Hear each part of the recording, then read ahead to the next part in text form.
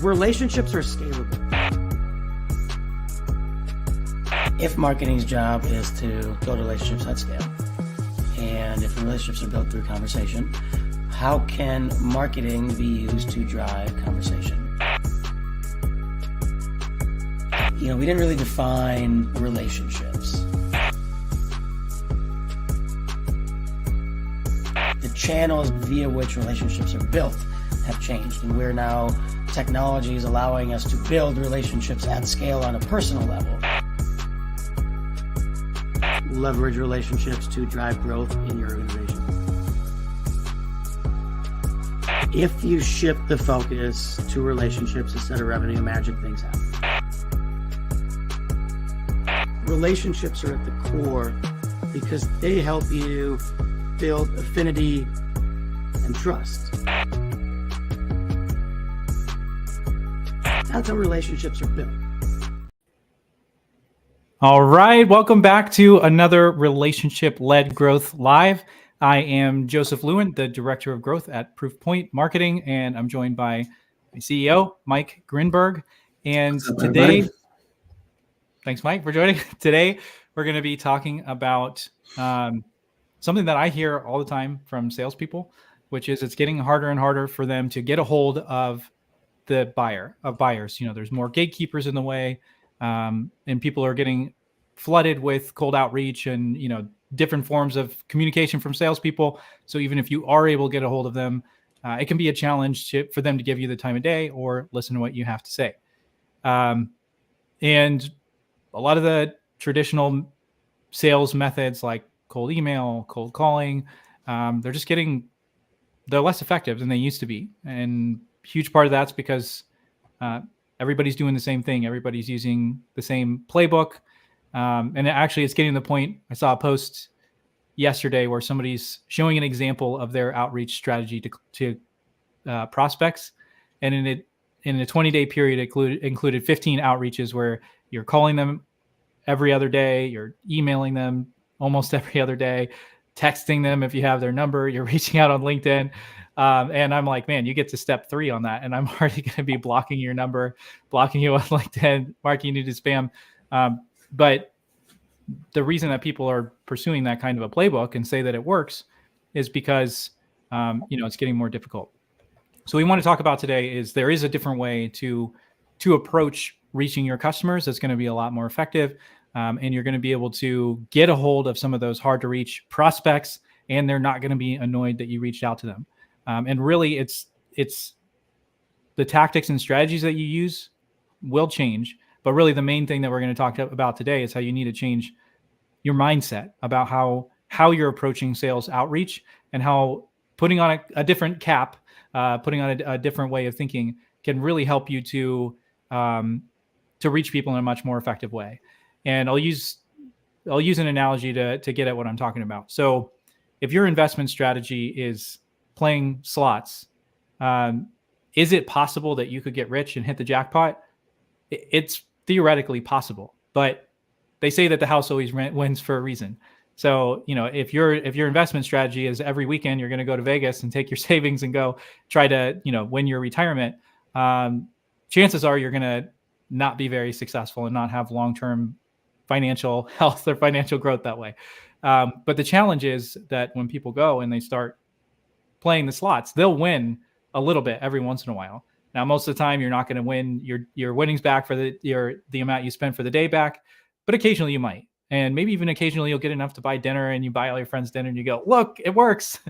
And then, they kind of keep you going with just enough wins to where you think you're going to win long-term. And that's how people are approaching sales. They will get somebody who answers their call, and they'll happen to be able to book a demo because that person was just at the right perfect timing right now. So they answered, and, they're willing to jump on a call with you. Now, the amount of those that close into deals is even fewer. So then, you're ratcheting up how much you're putting into the slot machine and, praying that it's going to work. So then sellers are like, I don't have time to do anything because I need to be making 100 calls a day to be able to fill quota. And it just gets to be ridiculous. And it's not good for buyers. And in the long run, it doesn't work for sellers either. Whereas if your long-term investment strategy is, a varied portfolio, but where you're investing, in some stocks or some mutual funds and maybe some real estate, but you're thinking, I need to be winning in the short term, but I'm also investing for the long haul, for long-term growth. And as a salesperson, it's really important to be doing that if you want to have stability in your pipeline. I guess if you get a thrill out of having to go crazy at the end of every month or at the end of every quarter to meet quota, so I have met some people that are like that. But if you're not like that, then it's much better to be investing and changing your mindset so you can have stability in your pipeline. So funny story, totally not planned. I woke up this morning to our pool pump completely leaking all over the dang place. Thing like pretty much blew up overnight, I guess. And we got a text from our neighbor's wife or whatnot. She's like, "Hey, if you want to call, my husband to get more details, whatever, let me know." So I called him. He picks up. I'm like, "Hey, this is Mike, your neighbor. Here's what's happening. We're figuring it out, etc." He's like, "Who?" And he goes like, "Oh, I thought this was a telemarketer. I was about to hang up on you." So could you get somebody to pick up and stay in the line with you? Sure, but it's just. And again, I don't mean to be badgering the cold callers of the world, if you will, but we all see that I think in everyday life, and I think it definitely happens on the business side of things for sure. Yeah, and the answer, if you're looking at just your typical approach to sales, the answer is more calls, more dials, triple tapping, finding automation software that's going to call 1,500 people and hang up on everybody except for the one person who answers. And to me, that's not really the answer to growing your business. It's not finding software to pester your prospects even more, but it's what's a sustainable thing that we can do that helps sellers win, helps sellers build the reputation with clients, and helps create that sustainable growth. So we're going to be diving a lot more into that as we go along, but I just want to share a couple things real quick up front. First of all, we're doing a giveaway. We have these awesome cards that we're going to be giving away.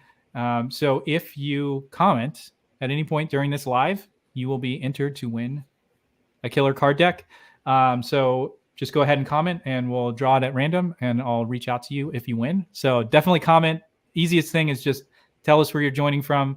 If you have a question or a comment, or better yet, if you totally disagree and you think we're crazy, leave a comment and we'll have some fun.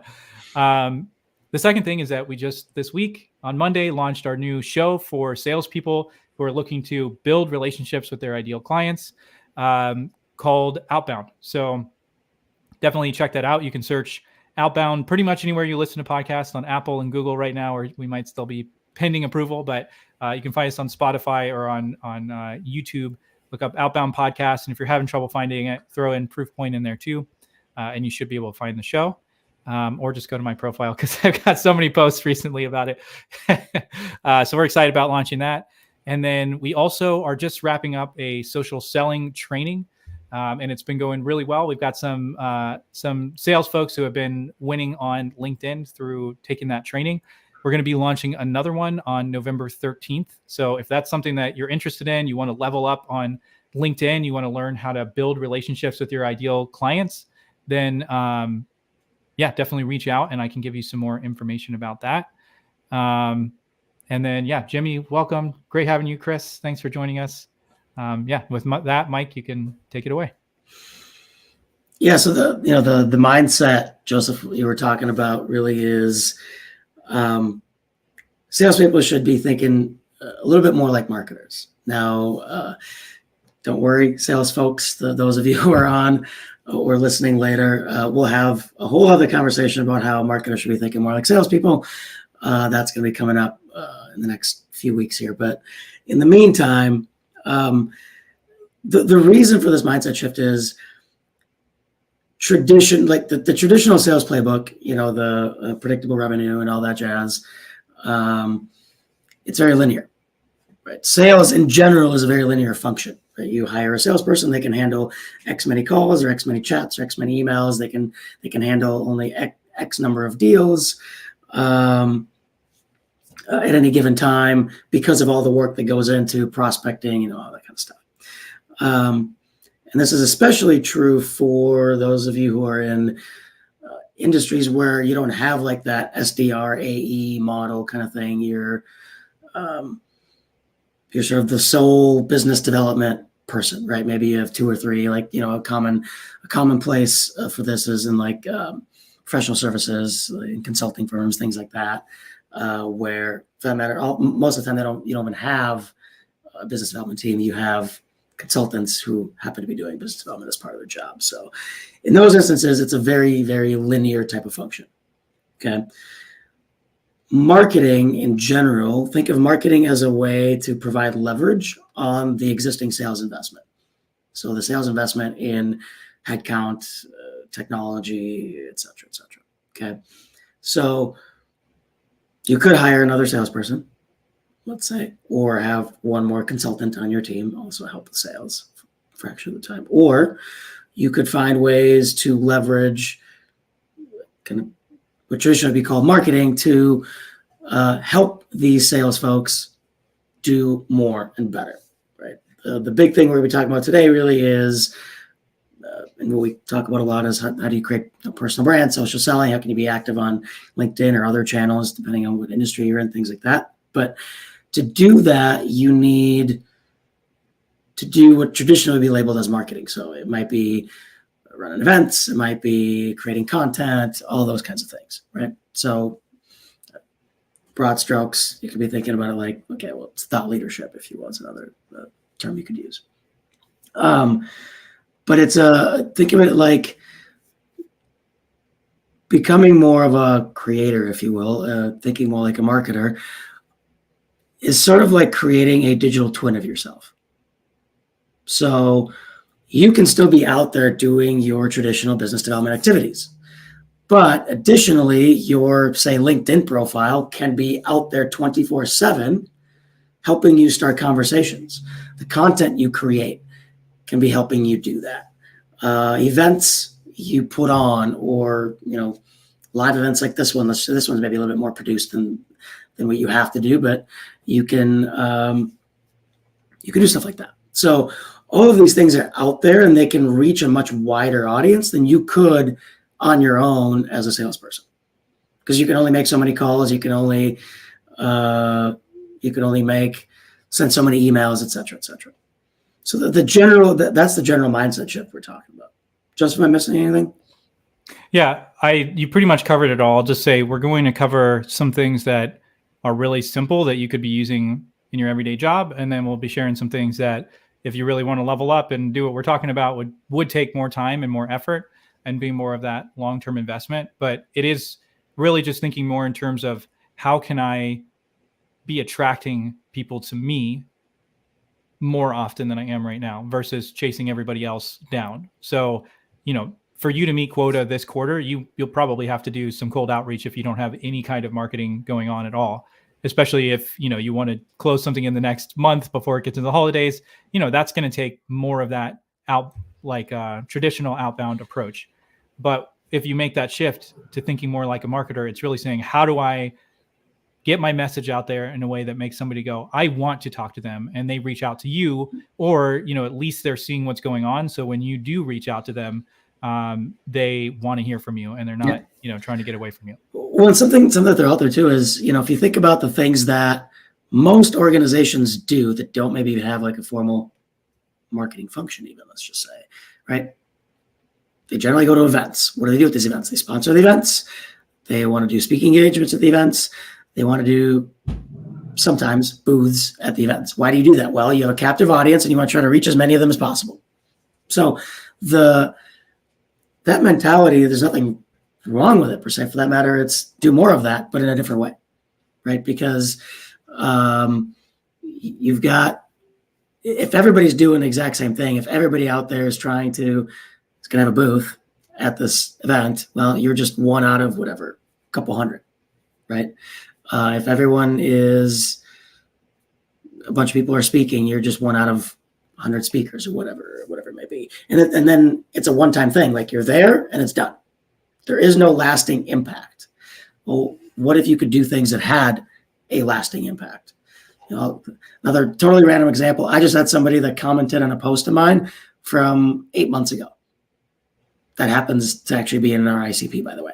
So I just started a conversation based on that. Okay, that was 8 months ago. So Doesn't happen very often, but it does. Like there is a trailing effect of things like LinkedIn content, which we're going to get into all those details. I know I'm jumping the gun a little bit, but yeah, and I love that you talked about events, because really doing a live like this is similar to what you would have in an event. So you could think of LinkedIn or other platforms like LinkedIn almost like a giant networking event, and a lot of your ideal buyers are spending time on LinkedIn. I said this on a previous live, but if you're going, hey, my buyers are more sophisticated, they're not on LinkedIn, I promise you that that's not true, because I did a poll not that long ago with a client of ours that's in biotech, and the people who were on the call were senior leaders like VPs and SVPs. These people are, a lot of them were from the medical side, so they're doctors that have worked for 20 years, 30 years in the hospital, and then they went into drug development for a large company, and then they went into consulting. So they have like a 40-year career in medical drug development. And the majority of them said they log in once a week, and everybody said they're logging in at least every other week. And that's one group that I would have said, I don't know if those people are on LinkedIn. So your buyer is most likely spending at least some time on LinkedIn. And then when you're going to one of these events, a lot of times you're having to pay to speak. Whereas you could get on a live like this and reach more people than you would at one of those speaking engagements that you're paying $5,000 for. And it lives on, so they can reference it, or you could send it to somebody in the future. But yeah, with that one, if you walk away with one thing of this mindset shift, and this is something that doesn't take any work other than just flipping this switch on in your mind, it's salespeople love talking about their solution and focus on the solution. This is what we do. Here's who we help. Here's how we solve it. Here's how our features and benefits are better than our competitors. And there's a time and place for that. But what marketers are really good at doing is talking about the pain and the problem and using more emotional language. And the sellers that really win are good at that. They tell stories that cause people to think about the pain and problem differently and really stir up that emotion. Maybe they share a story of a previous client that was dealing with this really difficult situation, and that's kind of the emphasis. And then maybe they finish by going, yeah, and we helped them solve that. But the emphasis isn't on the solution. The emphasis is on that pain that your ideal customers are experiencing. And so to me, if you walk away with one takeaway, we're going to go much more practical as we go along, but just flipping that one thing from solution to pain problem, it'll change everything about the way you get reactions from your customers. Yeah, and if you think about, speaking of pain, the pain that a lot of sales folks are experiencing right now are, as Joseph mentioned at the beginning, it's harder to get in touch with the buyer in general. Now, layer on top of that a situation like maybe you're a salesperson, you just walked into a completely new industry. You have no connections there. What are you going to do? Right? Cold calling, I mean, sure, you can dial a bunch of numbers and maybe you'll make some connections.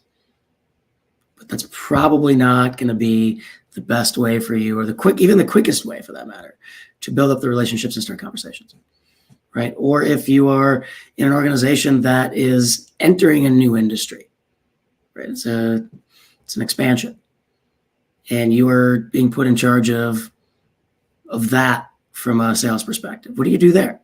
Same thing, right? You probably don't have the connections needed as you would if you were in the space you've been operating in for a while. Okay, so and last but not least, there's a situation where in consulting firms that we see all the time where, the founder or the owner and maybe the senior leaders, they're pretty good at selling. They've got a lot of solid relationships, but they've got another 300-400 consultants. They all want to help and they want to be able to bring in business, but they have no clue how. They can't. They're not able to build these relationships, right? So they don't have them yet. So how can you help more of your team in that case do those things? That's where, again, putting on this marketing hat, if you will, and changing your mindset from problems and solutions, because that's what you often see too, by the way. You have these, we see it all the time in consulting firms where you have, consultants that come in, they're a couple of years in and they start posting, oh, we do this.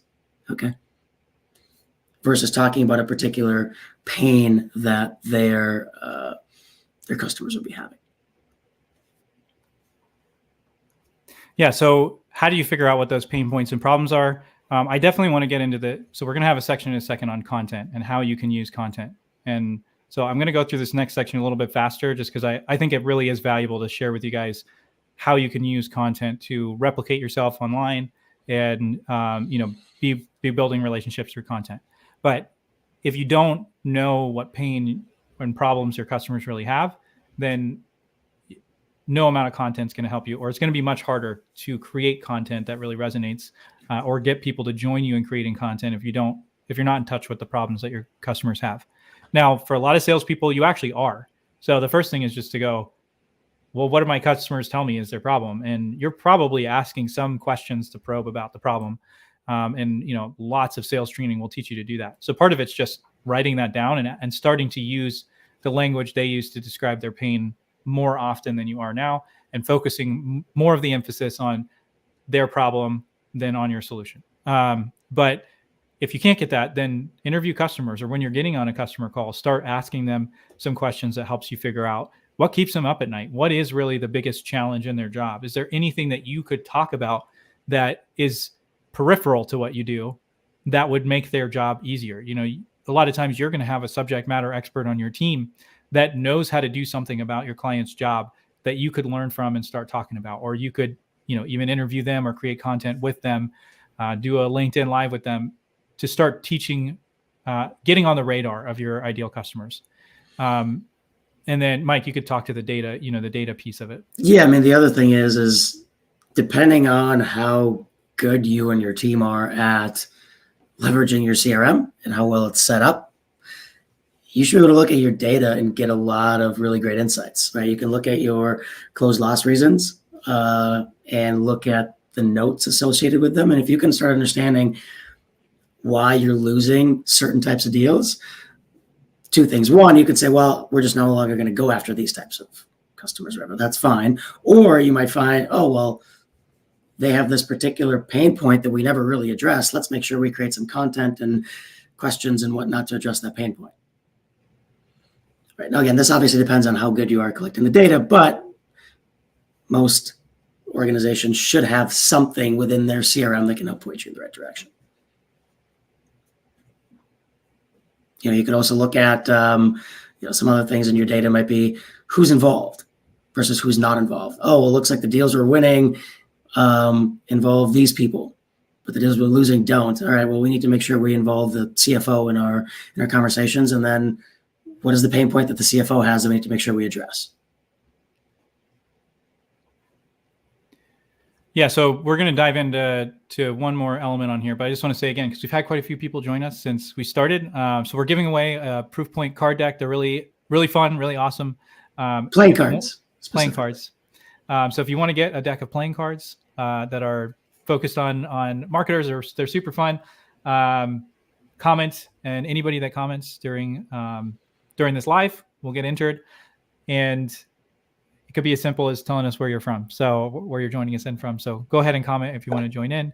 Okay, the final point on some practical steps outside of creating content that you can be thinking about as a salesperson. And again, this is something you don't have to do anything outside of your regular job to make this shift. It's thinking about your messaging and how you communicate to customers.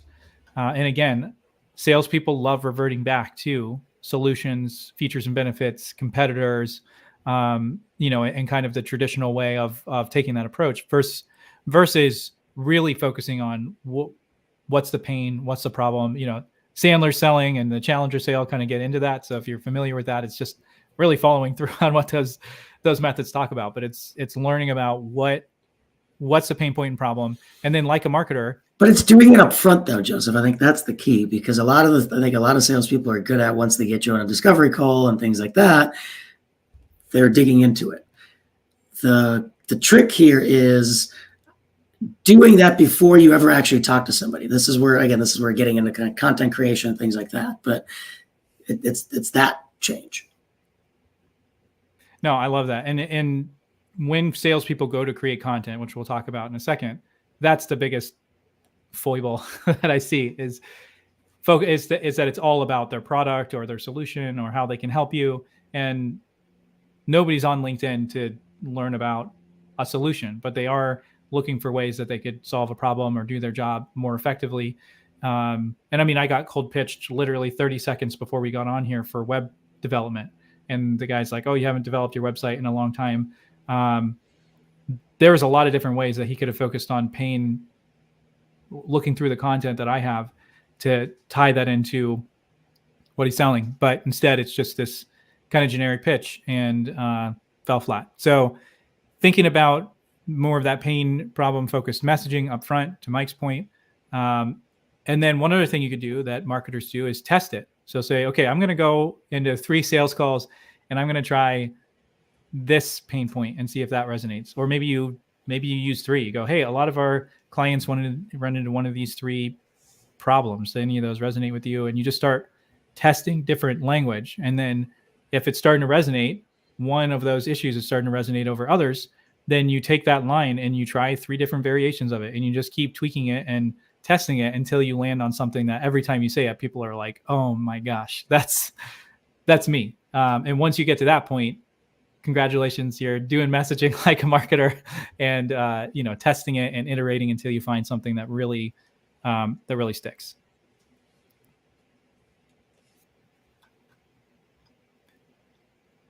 So, Mike, I don't know if you have a thought on that. So if you do, jump in. No, my thought on that is, again, this gets us into the content conversation, which is doing all of that up front before you ever talk to anybody as a way to get conversations started. So, we were talking about the, using your online persona as your digital twin, right? So if you were a salesperson, that's probably one of the most powerful things you could do for yourself right now. And, this is why if we need any more supporting stats, if you will, this is why you see, the creator economy becoming bigger. This is why you see companies, mostly in the SaaS space, but I've seen it in other places as well, where part of their even hiring, I don't know if it's formal or informal hiring criteria, but they're hiring people with an existing presence, right? Why? Because that's incredibly valuable, especially if that person is a salesperson. I've seen salespeople who start their own newsletters, and then they do it partially for themselves and partially because they do it in the industry they're working in, and it's an amazing way to drive business and increase their own personal bottom line, obviously, as a salesperson. But it's things like that. So again, I'm not saying everybody here should go and start their own newsletter. You could if you wanted to. But it's, again, just thinking of the value of your digital persona, not just as a way to cold pitch people, but as a way to build these relationships that over time can help you drive overall more revenue for yourself and for the company. Really quickly, there's a question here. Oh, Joseph, you put it up. Yes, that's exactly what I'm talking about. I'm talking about using content. Actually, since you brought it up, one of my best pieces of performing LinkedIn content over the last couple of years was a post I did about, it was almost like a summary of a bunch of conversations I'd had with CMOs and CEOs. And I said, hey, here are the top 3 challenges that I'm hearing from these people. Boom, boom, boom. Right. And it was pain. And then what I was able to gather from that is what's the number 1 based on comments and engagement and conversations I had afterwards. So it's things like that. I mean, we've been doing that here. That's part of this live show has done a couple of things for us over the last, we've been doing it for, I guess, 7 months, 8 months, something like that. And, one thing is it helps us get engagement from folks like all of you who are jumping in the comments. And so, just a way to build rapport that way. It's a way to share our point of view, but it's also act as a way for us to be refining our own messaging. And, both by what we see resonates here, we pull some clips from this and run those and see how those do. Mike posts some of them. I post some of them on the company page, and we're learning from those. And then we've been slowly changing and updating our messaging, and even the way that we communicate about what we do has really evolved from this show specifically, because Mike and I spend a lot of time talking about what we do and how we think, and even just the activity of talking about it together helps us pull out ideas we wouldn't have thought of. And then when we get questions from people in the live, or sometimes we're bringing up things that we just heard from a client or that we ran into in a sales call, and we're pulling that in here, and then we're kind of hashing out those ideas and testing them. And so absolutely, yeah, testing and then using it in sales is huge. And I won't belabor this point because it's not really the point of this call, but good alignment between marketing and sales, you're feeding those messages back and forth to each other constantly. The marketing team is going to take a message and they'll test it through paid ads, and hopefully they've derived some of that from customer research and from the sales team. They test it, they bring that back to the sales team, and they go, man, this resonated more than anything else.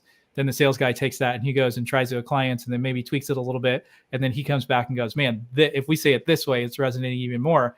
And if you can have that back and forth and, close that loop between marketing and sales, man, I haven't really seen that in practice too often, but that's ideal because both sides are really helping each other learn. Well, that's actually an interesting thing you bring up, Joseph, because a lot of the time the alignment piece often sits on the shoulders of marketing. It's like, well, marketing needs to get aligned with sales. And again, this is not meant to be a sales versus marketing conversation, but flipping it around a little bit and doing some of these things, and then coming back to your marketing team saying, hey, here's what I'm seeing. And then for that matter, by the way, it's a great way to get help from marketing, right? So if you say, hey, I tested out this content, this is what seems to resonate, I'd love to get some help creating some images or some videos or something. Your marketing team might be really excited by that, first of all. It's like, oh, cool, this person's doing this. And then that gets them the input they might need to change messaging on the website or whatever it may be. So this alignment piece goes both directions. So yeah, let's dive into content. So yes, you can focus on everything we just shared up to this point, as far as, focusing on the pain and problem, doing some internal research, looking at your data, changing your messaging. Those are all things you can do whether or not you're going to create any content. And making those changes, I guarantee you, will help you have better results, both reaching people and having a better response from them as well.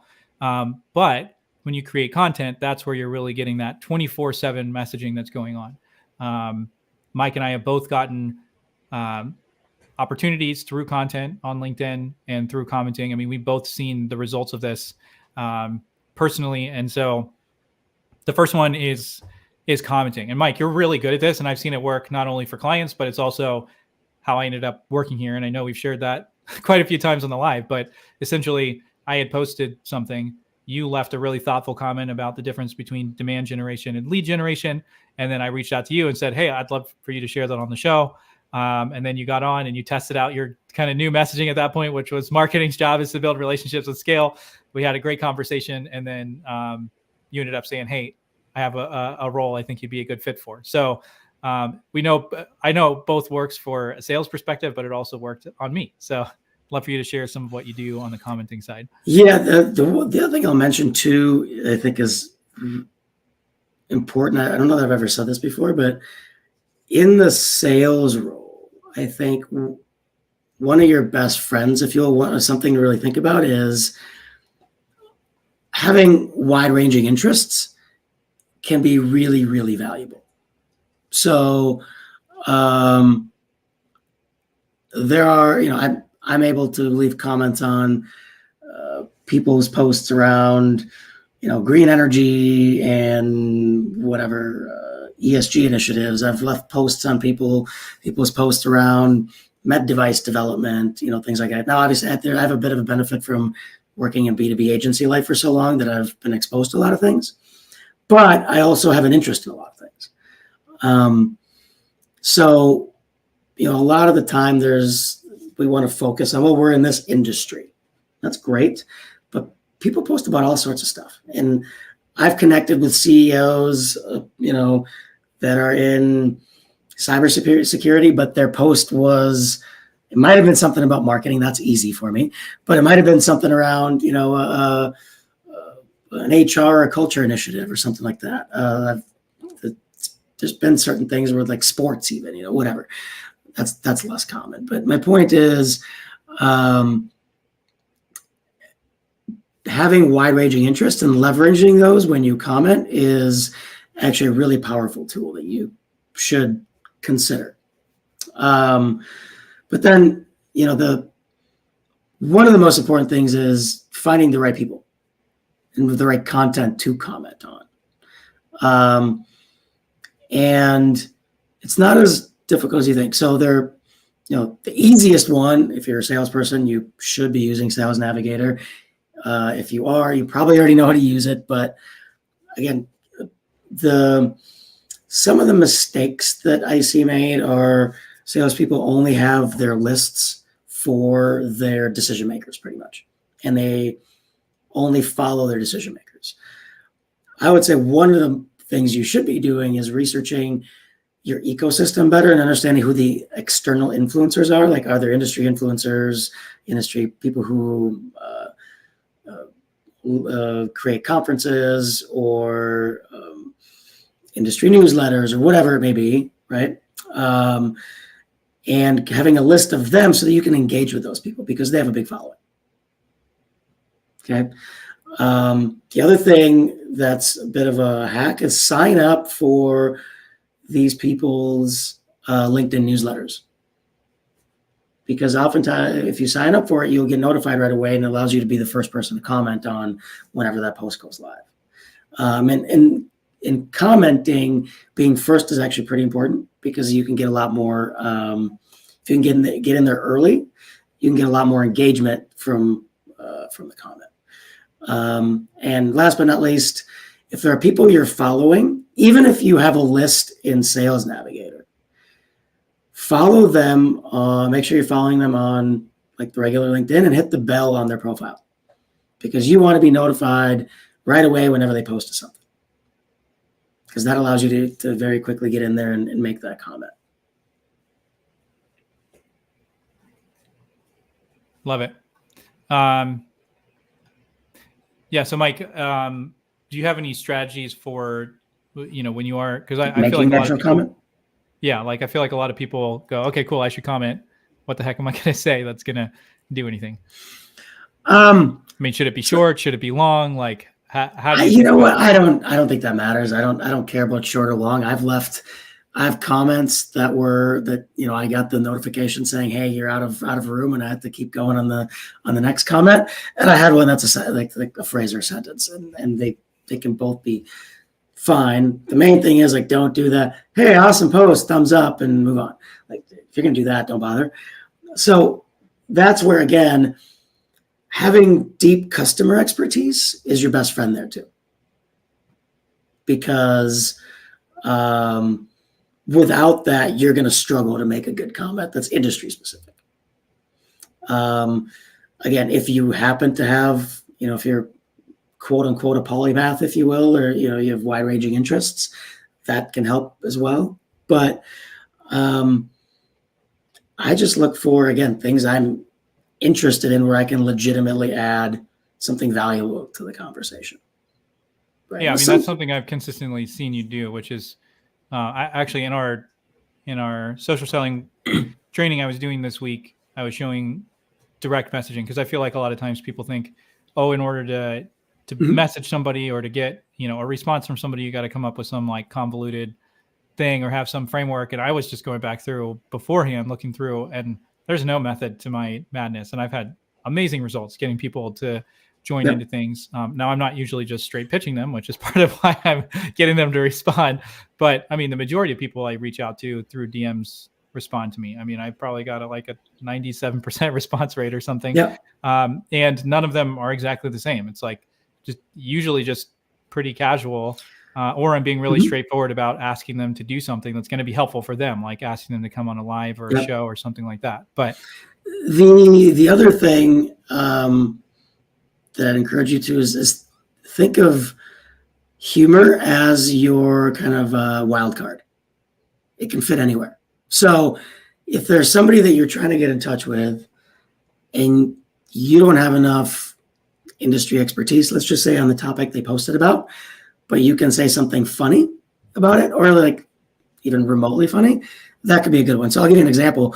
There was somebody I was trying to get in touch with, or get in front of, I shouldn't say in touch with. And I saw the company post a video, like it was a promo video that they were doing. They happened to be local. It was middle of the summer in Scottsdale. It was like 115 degrees, and they have an outdoor video. And I know they must have just recorded it recently based on when it was done, whatever. So I couldn't, it was something in financial services. There's no way I could add any value to the conversation. But I posted like, what I'd love to know is how the heck you recorded this video in the middle of the Scottsdale heat. Haha, right. I got a response back. I was able to connect with them. Things like that work really well. And it was legitimate. Like if they no skin off my back, I posted it. I thought it was funny. They thought it was funny. Great. So like humor can be a very easy way to get into conversations without having industry knowledge. Yeah, and we don't really need to go super far into depth on this, but I'll just mention it because I thought it was really brilliant when we were prepping for the show, is creating a repository of comments. So if there's something that you respond to a lot, then having, saving that comment somewhere where you can go back and pull from it. And, you probably want to tweak it a little bit to fit that particular situation, but that way you're not starting from complete scratch. And, again, if it's something you talk about all the time, then should be something you can just pull out and reuse. Yeah, keeping a content repository is huge. It makes a huge difference. Now, you can start with something really basic, just like a Google Doc, and just pop a bunch of stuff in there. After a while, that starts becoming unwieldy because you're just scrolling through stuff and you don't know where anything is. You have to use the search function, whatever. So at some point, you're going to need to get a little bit more organized with it, even like an Excel sheet with like basic categorizations or something that you can filter through, but or tags. But it makes a huge difference because oftentimes you're going to find yourself talking about the same thing over and over and over again. Yeah, and one thing that so moving on from comments, this is something that I really love for salespeople because it depends on your industry, but in a lot of industries, you're doing some kind of research already, either on your clients or you're keeping up on industry news. So, for example, if you're in biotech, you might be keeping up on biotech funding trends, and you see articles that come up based on that, or you're looking at the latest research, or maybe what you do gets really impacted by government regulation. If you're in oil and gas, there's probably going to be an article that's going to come up based on some government regulation that people need to be considering.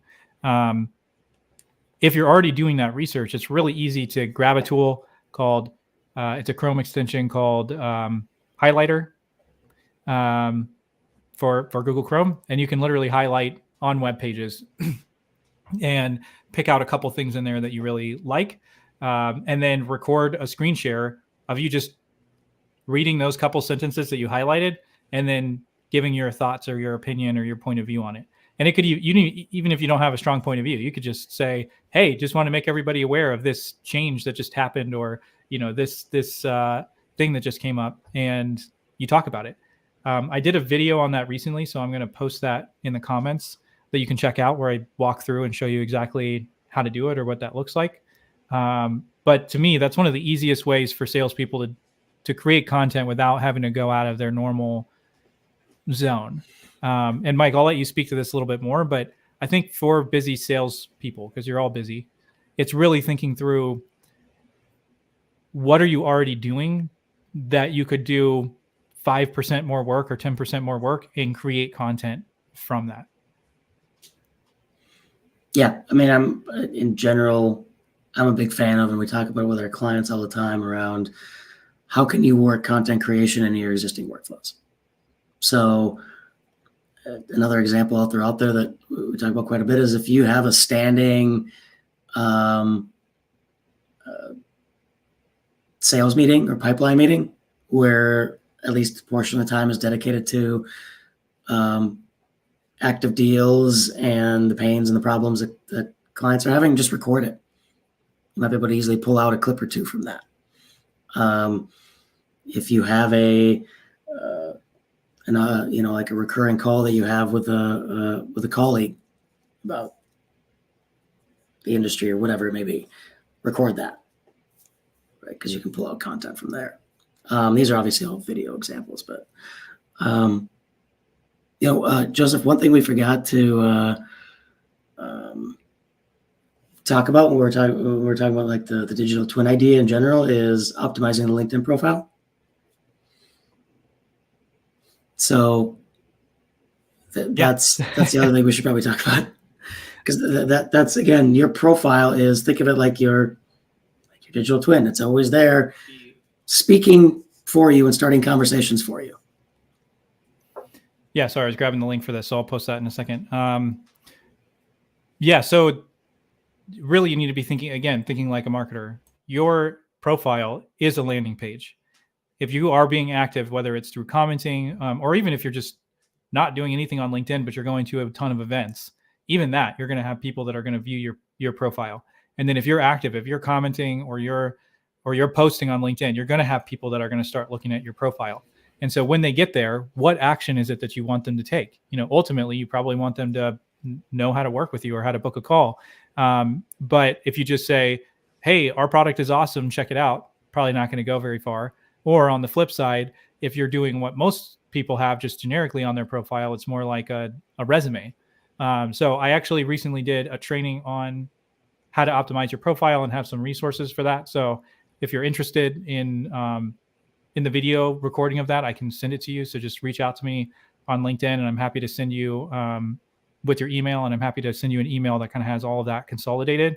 And it really walks through top to bottom your profile, how to think about it, and then walks you step by step through kind of how to optimize everything on your profile.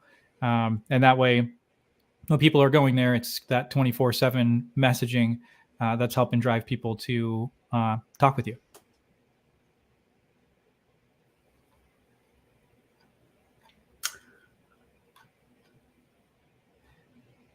Cool. So I was looking at our topics here, because we've got we're a little bit out of order to a certain extent, but the main ones are these recording shows. I mean, obviously you can create content where you're just either writing or standing in front of the camera and saying something, and those are great.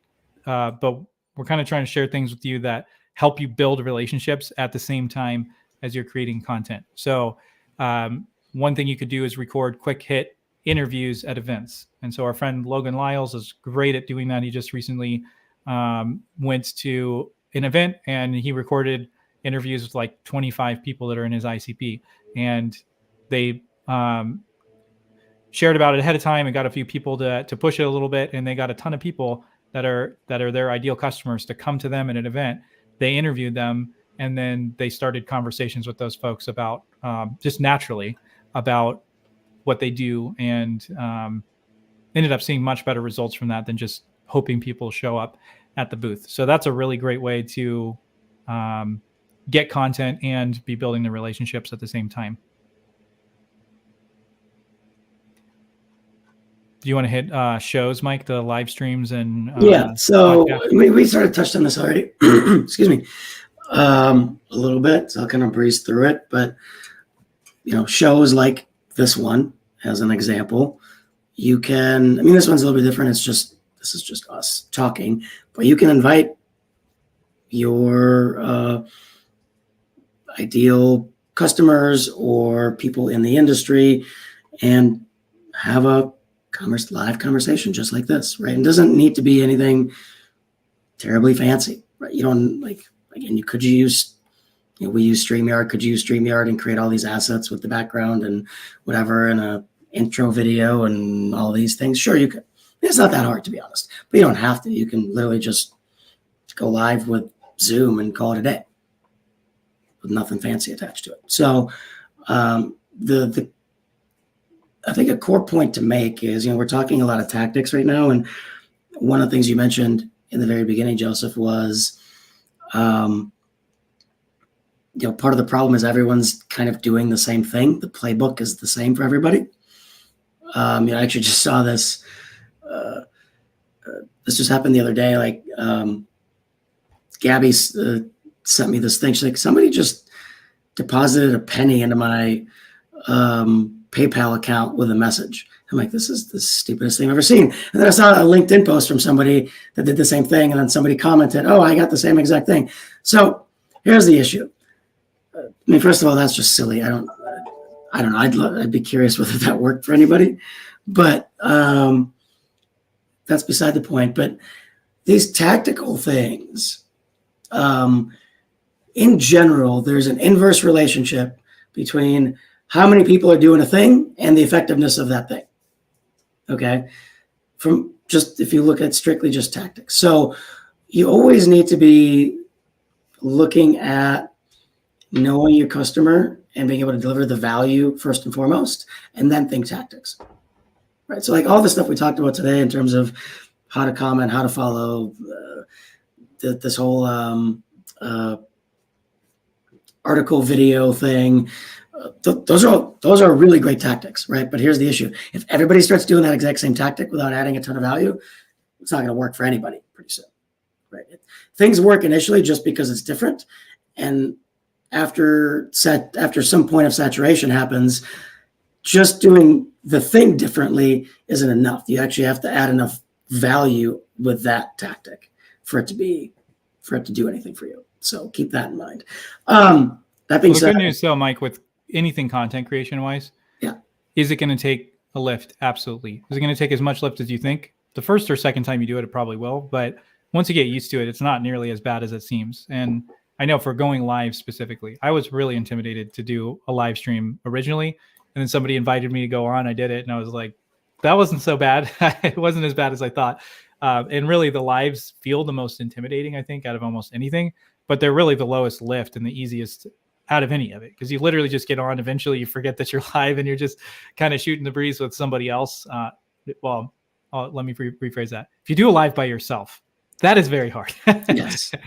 But doing a live with somebody else, it's easy, and then it's there. You don't have to go post produce it or do all that kind of stuff. But my point is, anything that you do content wise, most of the people that you're competing with aren't going to do any of it. So if you do it and then you do it well, you're not going to have too much competition anytime soon, because I would say lean into whatever you are good at as a salesperson. So let's play this out.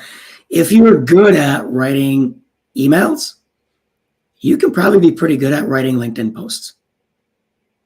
Okay, because that means you're pretty good at writing a hook. You're able to add value in there. Obviously, some of the formatting stuff you'll need to get used to if you've never done it before, but it's not that difficult. You'll figure it out pretty quickly, right? Versus if you're really good at video prospecting, awesome. Then start doing more video, right? That's the lives. That's just more monologue stuff. Just record yourself talking about a topic. Ask a fellow colleague to interview you or something, or just ask you questions about things so you can have a conversation back and forth. Like those are all ways for you to do that and record it. And one more thing, Mike, before we wrap up the live, that talk about live. So few people actually follow through on this, but everybody that I've talked to that's actually followed through says the same thing. It freaking works. Which is just, if you want to get a hold of people that are hard to get a hold of in your industry, or there's somebody who's influential, has an outsized amount of influence in your industry, invite them to go on a live stream and, stroke their ego a little bit. Oh, I just saw you at this event and it was awesome. I think my audience would really appreciate hearing what you have to say. Would you be open to jumping on a LinkedIn live with me and sharing your perspective on XYZ? Or, I just saw that this happened at your facility and you guys really handled it awesome. I interface with a lot of people in your same role. I think they'd really benefit from you sharing your expertise on how you dealt with that. And maybe it doesn't even relate to what you do at all, but it gives you the opportunity to build rapport with that person. And it really works. Yeah, it really works. So if you want to get a hold of people that are hard to get a hold of, just start inviting people to come on a show. And will everybody say yes? No, not everybody's going to say yes, but way more people will say yes to getting on a show with you than you're getting in your responses to your cold outreach right now. Guarantee that. Yeah, I mean, we had somebody that's in our current training cohort that did that and in a brand new role, right? And got a pretty big deal out of it. Closed a quarter of their year's quota in one deal from a prospect that had gone dark. And then he invited him to come on a live to share about something specific that the guy had posted about. And he jumped on, they did the live, and then almost as soon as it was done, he goes, hey, actually, I just had funding free up from something else, and I'd like to figure out how we can buy some of your product. And yeah, closed a huge deal that was a significant chunk of his quota. So it works, man, building relationships with people and giving them a platform to share their ideas, and you just get to go along for the ride at that point. Yep. And that gets into maybe, we kind of already touched on this already, but focus on the broader ecosystem. Right? Don't get stuck in this, well, I only need to talk to decision makers and send them cold LinkedIn connections that pitch them for 15 minutes of their time or whatever it is. Right? You can think about, like I mentioned, external influencers or key opinion leaders. Think about vendors. So if you're a service provider, are there software vendors out there or tangential vendors out there that have access to the audience you're trying to reach? Consultants, more formal partnerships, consultants. Yep. I mean, a lot of consultants will get on and share things with you on a live or on a podcast that they would never share otherwise. In other words, they're going to give a lot more value in that than they would in just like a one-on-one conversation where you're going to pick their brain. And so you can ask them all kinds of questions. And I mean, I would definitely, if it were me, prep them ahead of time so they're not blindsided. But a lot of times they're willing to share because it shows their expertise. But then you can be getting information for your ideal customers that they would have to pay this person a ton of money to get. So that's definitely another one that I've seen be really effective. So Joseph, we're coming up on time here. Everyone's got busy days, I'm sure. What's the one thing that you think people can take away today and execute on over the next week that can have an impact? So I love the article review video just because pretty much anybody can do it. So taking basically everything we talked about, focusing on the pain, like what's an article that's going to really emphasize the pain or the problem that your ideal customers are facing. And then just creating a video where you're talking through that article, highlighting why it's relevant, and then sharing your point of view or, something that helps your ideal customers to think differently.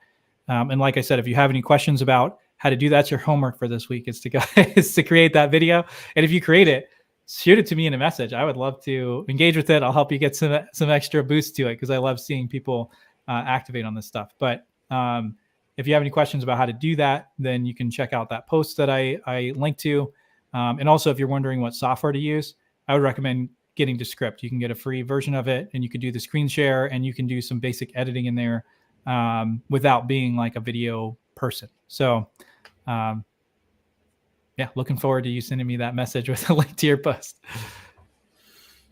And I think on that note, we can wrap it up unless if you've got any last minute questions, pop them in the chat here.